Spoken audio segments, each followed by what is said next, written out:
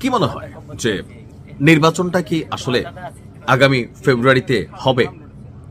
বাংলাদেশের অনেক রাজনৈতিক বিশ্লেষক বা রাজনৈতিক দলগুলো মনে মনে একটু সন্দেহ যে আগামী ফেব্রুয়ারিতে যেই জাতীয় নির্বাচন হওয়ার কথা, এই নির্বাচনটা কি আদৌ ফেব্রুয়ারিতে হবে? আসসালামু আলাইকুম।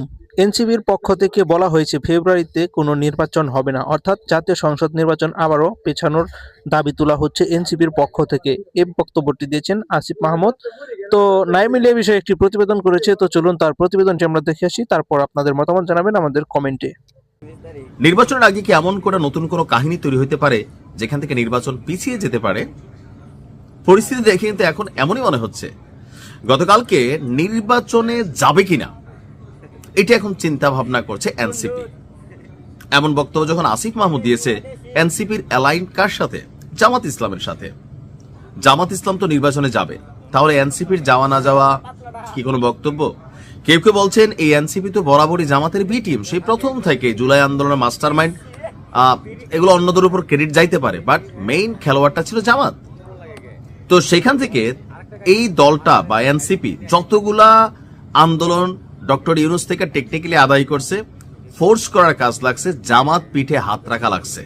সেই জন্য জামাতের একজন আমির বলছিল, বাপের থেকে বড় হইয়া না জন্ম হইয়াই, কারণ তোমরা তো জন্ম দিছি আমি, মানে জামাত জন্ম দিছে, এটা তো বাস্তবতা।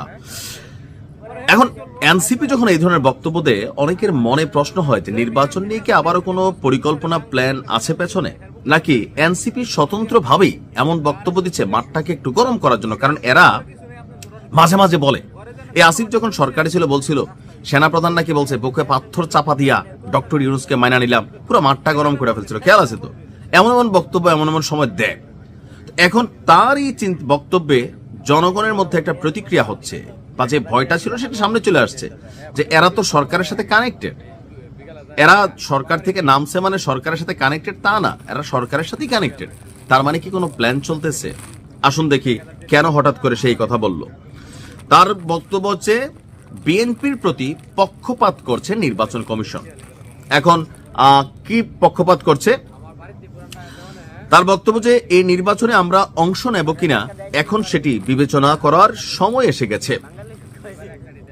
নির্বাচন কমিশনের বিরুদ্ধে পক্ষপাতের অভিযোগ এনে আসিফের বক্তব্য, একটি সুষ্ঠু নির্বাচন করার জন্য রাজনৈতিক দল বা জনগণের যে কনফিডেন্স অর্জনের কথা ছিল নির্বাচন কমিশনের, তা হারিয়েছে তারা। যদি এভাবে নির্বাচনের কার্যক্রম সামনের দিকে যেতে থাকে তো নির্বাচন আসি তো ভাই মাসখানেকার। তাহলে তার বক্তব্য, তাহলে আমরা শঙ্কা প্রকাশ করছি যে বাংলাদেশে একটি সুষ্ঠু নির্বাচন বাস্তবায়ন করতে পারবে না বর্তমান ইলেকশন কমিশন। দ্বৈত নাগরিকত্ব, ঋণ খেলাপি বা ঋণ খেলাপির গ্যারান্টারদের অনেককে ছাড় দেওয়া হচ্ছে বলেও তিনি খবর পেয়েছেন। ইসির বিরুদ্ধে তার আরো অভিযোগ হচ্ছে যে আজ নির্বাচন কমিশনে আপিল শুনানি শেষে একটি দলের সঙ্গে ১.৫ ঘন্টা বৈঠক করে তারপর রায় ঘোষণা করেছে নির্বাচন কমিশন, অর্থাৎ বিএনপির সাথে বৈঠক করে এই রায় ঘোষণা করেছে ইসি, এমনটাই তার অভিযোগ, যা গণতন্ত্র এবং নির্বাচনের অশনির সংকেত। তো কি করবে?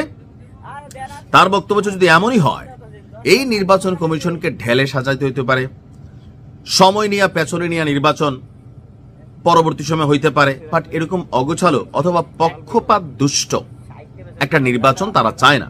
এখন নির্বাচন যদি না হয় লাভ কাদের? আসিফদেরই কিন্তু ৪০০ কোটির অভিযোগ আছে, নাহিদের বিরুদ্ধে কোটি কোটির অভিযোগ আছে, এই উপদেষ্টাদের বিরুদ্ধে কত কিছু যে আসতেছে। ডক্টর ইউনূস সাহেব তিনিও তো ফায়দাই নিচ্ছেন।